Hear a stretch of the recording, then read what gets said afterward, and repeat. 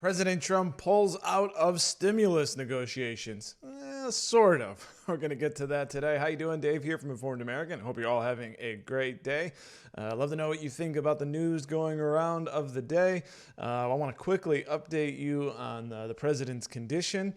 This just came out a little while ago. White House physician says Trump reporting, quote, no symptoms of COVID-19. So the president continues to improve. It says President Trump departed Walter Reed National Military Center on Marine One on Monday, because we saw that. Dr. Sean Conley has said that the president has met or exceeded standard discharge protocol and reported no symptoms on Tuesday afternoon. And so the president continues to improve and reporting no symptoms. And as the story here on Twitter notes, President Trump left Walter Reed National Military Medical Center Monday evening. After arriving at the White House, President Trump was seen removing his mask when he got to the balcony. I mean, why? Why is that a major point to add here? I'm sure you all saw this. President Trump went up to the balcony, took off his mask, he saluted, and Bill de Blasio did his own ridiculous impersonation of this just yesterday.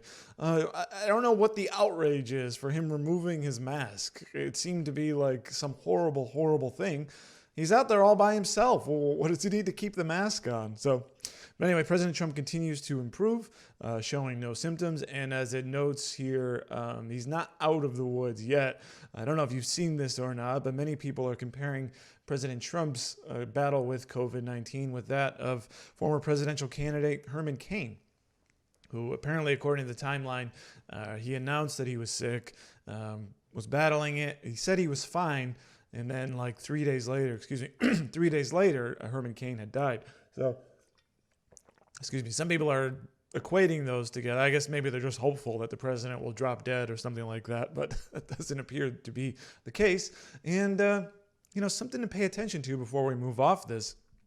Something that's been floated around, and it remains to be seen if Trump will use this against Joe Biden. Is he going to say, look, I battled a disease and I got past it, but you haven't yet, so you're at risk, Joe Biden. So be curious if he uses that line of attack. So let's get to the topic, though. President Trump pulled out of negotiations, seemingly, for the ongoing. I mean, we've been negotiating, or Republicans in the Senate and Nancy Pelosi leading the House have been negotiating this stuff for seemingly ever, months and months and months. And here's what Trump tweeted last night. Nancy Pelosi is asking for $2.4 trillion to bail out poorly run, high-crime Democrat states, money that is in no way related to COVID-19. We made a very generous offer of $1.6 trillion, and as usual, she is not negotiating in good faith. I am rejecting their request and looking to the future of our country. I have instructed my representatives to stop negotiating until after the election, when immediately after I win, we will pass a major stimulus bill that focuses on hardworking Americans, small business. And so, and then here he just talking about telling Mitch McConnell to go ahead forward with Amy Coney Barrett. Now, one of Trump allies in the House, Lee Zeldin, said this, as obviously House Democrats are going to have to drop some very absurd demands for there to be another coronavirus response bill, such as cashless bail, mass prison release, including violent criminals, nationwide ballot harvesting, a voter ID ban, and stimulus checks to illegal immigrants. So that's apparently what's on the table. So what do you think of that? What did you think of President Trump making that announcement? Does it give him... Sorry, I just got a frog in my throat today. Excuse me. So what did you think of President Trump pulling out of those negotiations, seemingly? It seemed like, well, Americans do need this money, and small businesses, people still need help out there. There's almost 30 million people who are still out of a job, and these people can't pass anything. And President Trump pulling out, that doesn't look good. So, but as we saw there from Lee Zeldin, there's these poison pills that I guess apparently Democrats are wanting to insert. I mean, nationwide ballot harvesting, that'd be an absolute disaster. Getting rid of voter ID, absolute disaster. So agreeing to that, would that be worse, basically, to agree to? On the other hand, how does that look optically? Well, after the president said that, it wasn't long later he said this. The House and Senate should immediately approve $25 billion for airline payroll support, $135 billion for the back into the Paycheck Protection Program for small businesses. Both of these will be fully paid for with unused funds from the CARE Act. I have this money. I will sign it now. So he changed his tack. He says, well, okay, fine. So I guess the strategy here is we're not doing the giant bill. What I'll do is I'll say, let's target the things that need targeting. Send me a quick bill. The money, there is apparently some unused funds sitting there at the Department of Treasury. I can release this money now. Just make it into law. I'll sign it and it can go out. Secondly, he said this. If I am sent a standalone bill for stimulus checks, $1,200, they will go out to our great people immediately. I am ready to sign right now. Are you listening, Nancy? So he says that. So he comes back. So the strategy here seems to be, I hope I'm not coming down with something, by the way.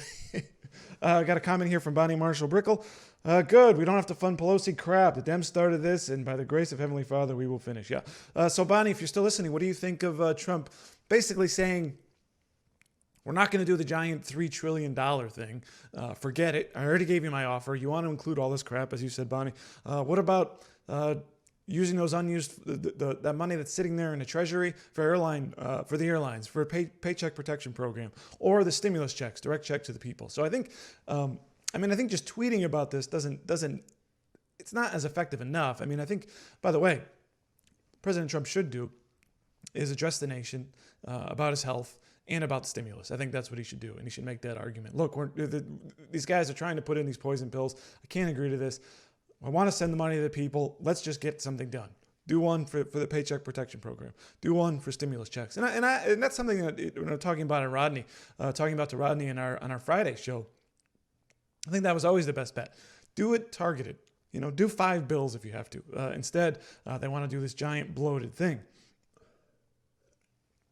So that is where we stand on the stimulus negotiations. We'll see where that goes. We'll see if President Trump follows my advice and does a national address to the nation about his health and about stimulus. And finally, before we get out of here, if you didn't know, there's a vice presidential debate tonight between Pence and Kamala Harris. That will be at 9 o'clock tonight. So you could stream that or watch that on your cable news. It's going to be similar to by the way, this is the only vice presidential debate. And it will be at the format, it'll be a sort of a one-on-one format, not a town hall sort of thing. So they'll be sitting there at the desk, if you remember that. And it'll be interesting to see what comes out of this. I don't expect many fireworks. Kamala Harris can be a bit feisty, I guess. She can go out there with strong rhetoric. But, Pence, we know Pence.